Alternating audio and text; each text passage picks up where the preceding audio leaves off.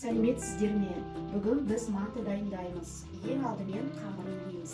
Керек заттар: 1 килограмм ұн, 2 кесе жылы су, 1 ас қасық тұз, 1 жұмыртқа, кесе 200 грамм есебінде. 3 кесе ұнды ыдысқа илеуіштен өткізіп, немесе өткізбей салып, ортасын ашамыз.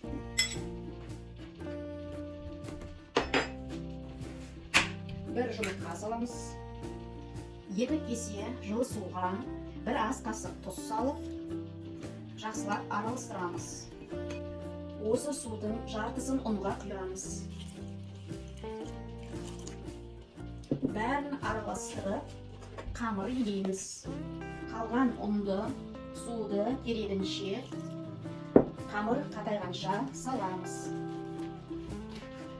Мысалы, шарды тым қатты үрлемейміз. Сол сияқты қамырды тым қатты илемейміз. Жұмсақ болмауы да керек. 10-15 минут бетін жауып, тағы илейміз.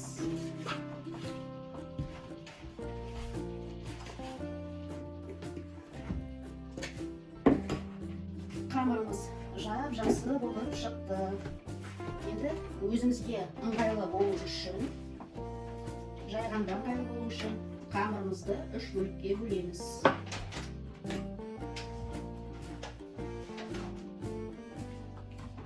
Әп-әдемі қамыр шықты.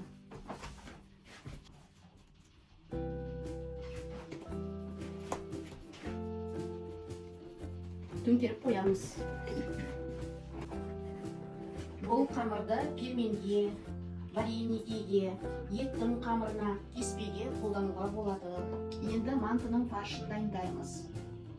Оған 1 килограмм сиыр етінен фарш, 3-4 картошка, 1 үлкен пияз, 1 ас қасық тұз, 1 шай қасық бұрыш керек. Картопты, пиязды кубиктап майдалап тураймыз. Картопты теркадан өткізсе де болады. Фарш майлы болмаса, 2-3 ас қасық сұйылмай құямыз. Осылардың барлығын ыдысымызға салып, тұзымызды салып, бұрышымызды салып, жақсылап араластырамыз. Тұз бен бұрышты әркім өз қалауынша салуға болады. Жақсылап араластырып, бетін жауып, тоңазытқышқа қоямыз. Мантының қамырын жаямыз. Қамырдың астыңғы жағына, үстіңгі жағына молдау ұн себеміз.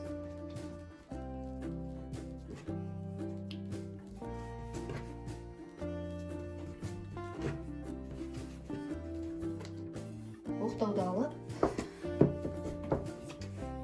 еттің қамырын жайған сияқты жан-жағын дөңгелетіп жаямыз. Тығыздап оқтауға орап алып, ақырындап жая береміз.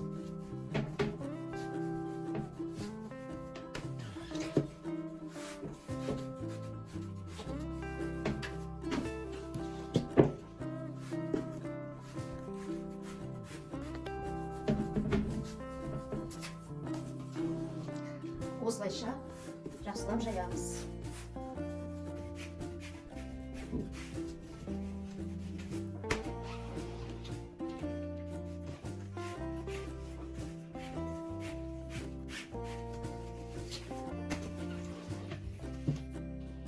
Енді қамырымызды әдемілеп, төртбұрышты қылып кесеміз. Өте үлкен де емес, кіші де емес, етіп кесеміз. Фарш саламыз. Қамырға өте көп та емес, аз да емес, ортасына саламыз. Манты фаршына асқабақ, капуста, күріш қосуға болады. Мантыны манты табақшаларына саламыз. Ол үшін табақшаларды майламай, сұйық майға астыңғы жағын жақсылап майлап алып салуға болады. Негізі осылай тиімдірек. Кастрюльдегі қайнап жатқан суымызға 1 ас қасық тұзын салып араластырып жібереміз. 1-2 лавр жапырағын саламыз. Енді суымыз қайнап жатыр. Қайнағаннан 45 минут мантымызды пісіреміз. Артылған мантымызды досканың үстіне салып морозилкаға қатырамыз. Артынан мешокқа салып қоюға болады. Подлив дайындаймыз. 2-3 ас қасық сұйық май, 1 ас қасық томат, 1 үлкен жуа, 1 үлкен сәбіз керек. Сәбізді теркадан өткіземіз. Пиязды айдалап құлаймыз. 2 ас қасық сұйық майды тостаққа құямыз.